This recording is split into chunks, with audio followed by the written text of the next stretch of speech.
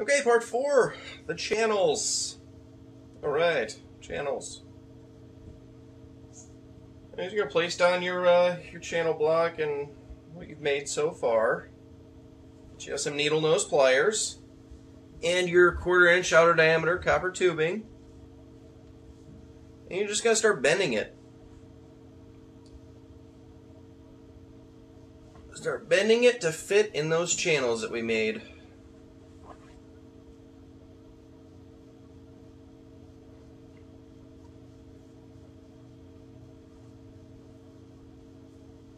Careful not to be too aggressive with the pliers. Yeah, really chew up that tubing.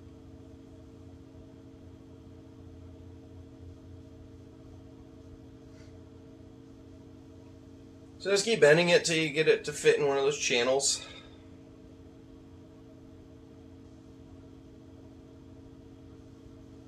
You don't have to start on that side. I just started on that side because there was a lot of bending. That was a lie. I don't know why I started on that side.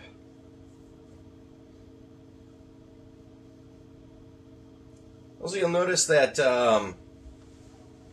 the tube cutter left a mark about a 1/4 inch long on the one side of the tube. Use that as a reference on how to place your tube in there, or where to place it. And give it about the same length on the other side, about a 1/4 inch or so. Now notice what I'm doing here with the pliers is, as I was bending it, the sort of inner diameter of the tube got all screwed up. Kind of flat on some sides, so I just stuck the tip of the pliers in there and then turned it around, and it rounded out the inner diameter again. Alright, cut that off and place it in there. We're going to be gluing these in later.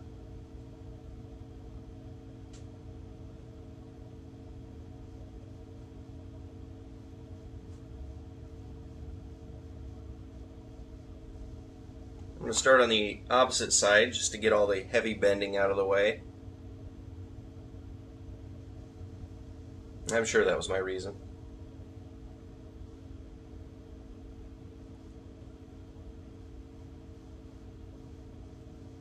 Now the ones on the inside, they're not as difficult.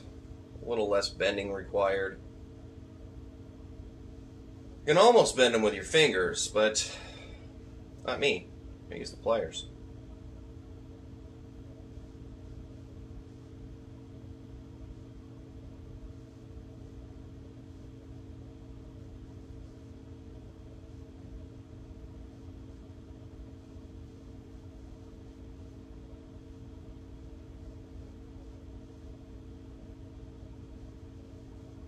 Looks good.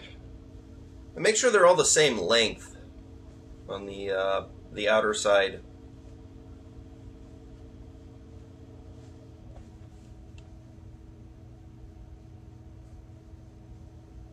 I guess the left side.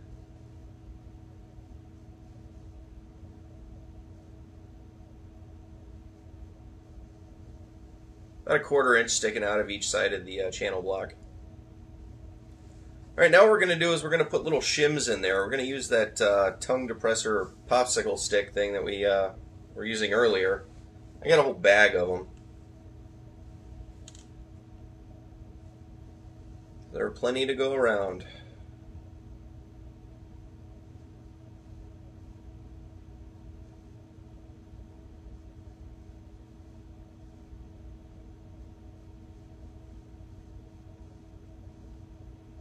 Just kind of cut small pieces that would fit in between those tubes. You'll probably have to, well, you're definitely going to have to shape the parts closest to the square dowels.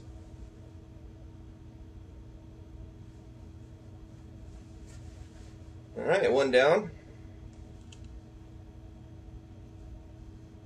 Maybe. As I was talking about shaping it.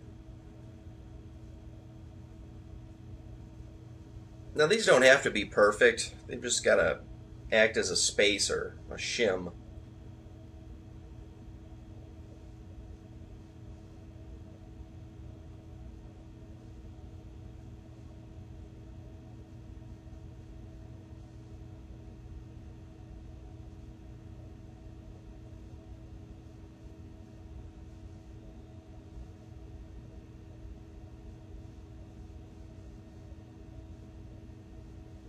Careful with cutting those. Once you get the cut going and you're finishing up, the scissors kind of snap. You really don't want to catch your finger in there, your thumb. Does not feel good.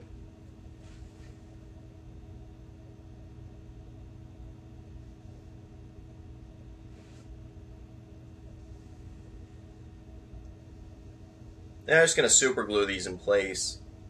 We're going to reinforce this later with hot glue.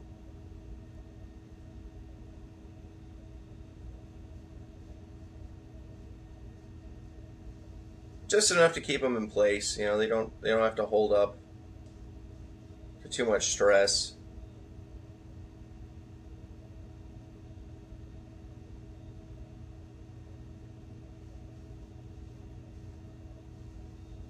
Don't glue your finger either.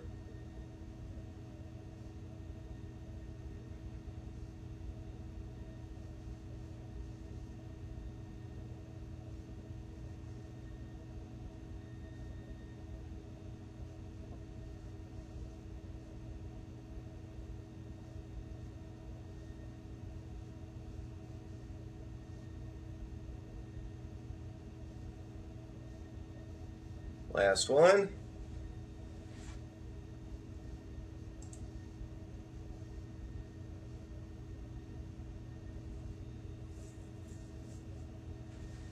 Oh, I guess that's the last one.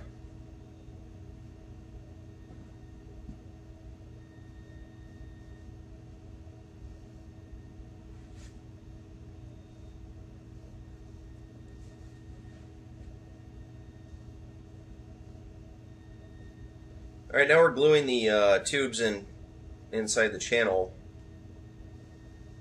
You can be very liberal with the glue. If it oozes up over the sides of the tube, great.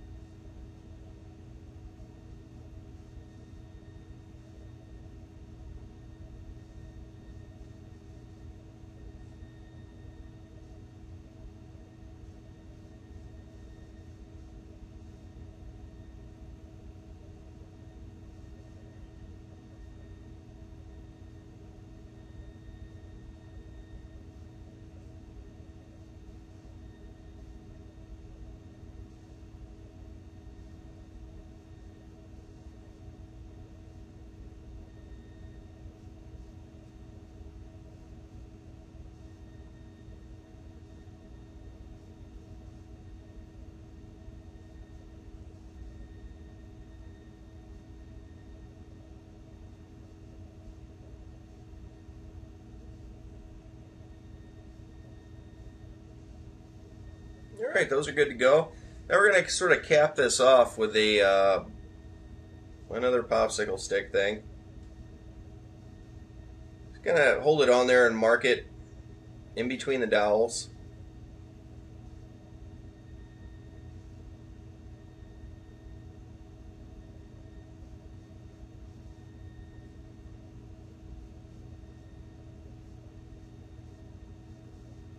Make sure it fits. That fits pretty good. All right, this is where a hot, a hotter temperature glue gun would come in handy. Because as you go through that glue stick, it doesn't heat up as much. When you start out, that glue is really hot, but as you start to work your way down that glue stick, it becomes more of a pain to squeeze out. With a hotter glue gun, you don't have that problem as much. That blue one there that I'm using is a medium temp. I mean, it's suitable, you just gotta work quick.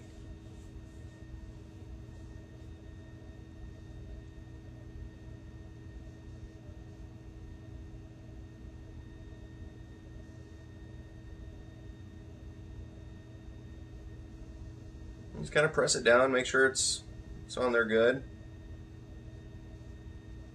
Now we're going to glue around it, sort of seal it up a little bit.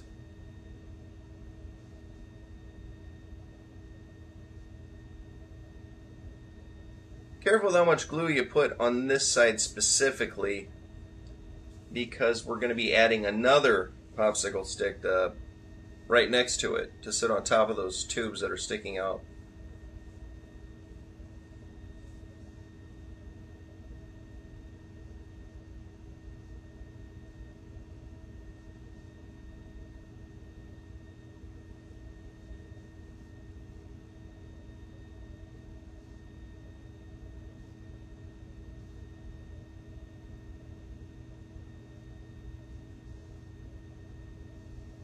This side you can put as much glue on as you want. Alright, background change. Okay, so we're going to grab another stick here. I'm going to mark it the same way we did before.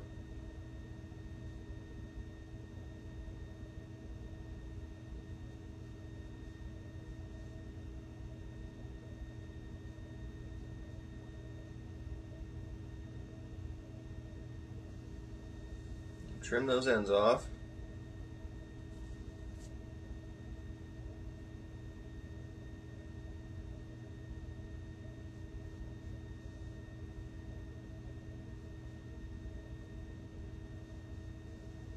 It's still a little too long. It looks good now.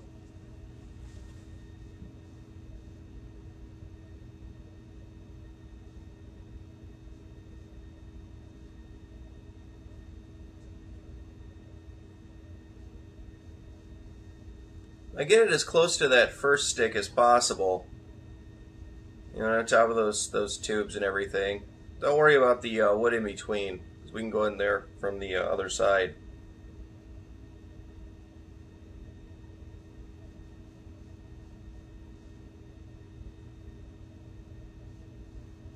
Alright, now we can fill in all those gaps with glue.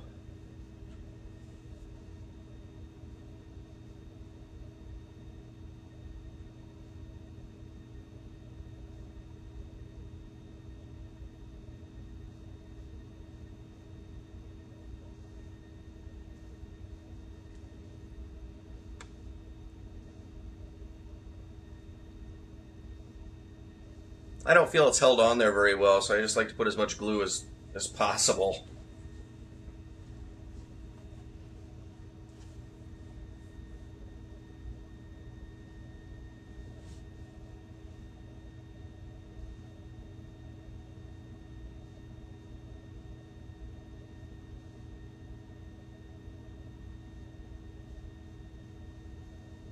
Alright, now fill out that surface there.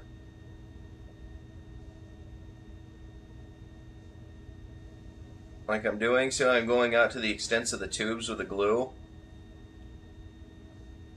Don't go any further. We're gonna cut that bare piece of wood off.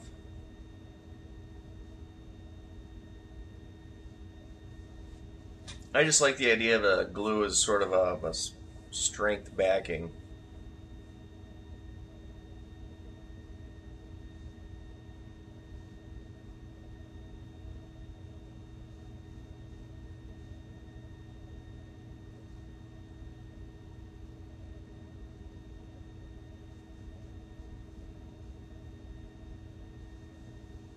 Alright, now we're going to cut this piece off.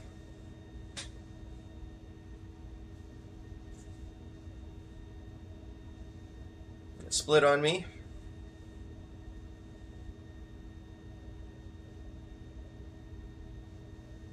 Let's kind of cut the corners off there.